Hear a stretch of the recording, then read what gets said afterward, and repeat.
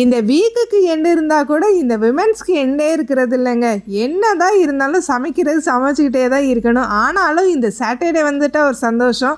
அந்த evening time நாளைக்கு leave தானே பார்த்துக்கலாம் அப்படின்னு இருந்தாலும் நம்ம வேலையை நம்ம தானே பார்த்தாகணும். அப்படியே ஒரு பக்கம் சப்பாத்திலாம் போட ஆரம்பித்தாச்சு.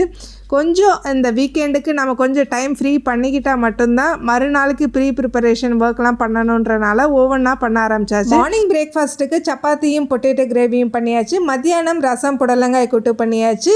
ஈவினிங் ஒரு குட்டி ஸ்நாக்ஸு காலிஃப்ளவரை ஒரு பக்கோடாவாகவும் இல்லாமல் டீப் ஃப்ரையாகவும் இல்லாமல் ரெண்டுத்துக்கும் நடுவில் போட்டு எடுத்தாச்சுங்க.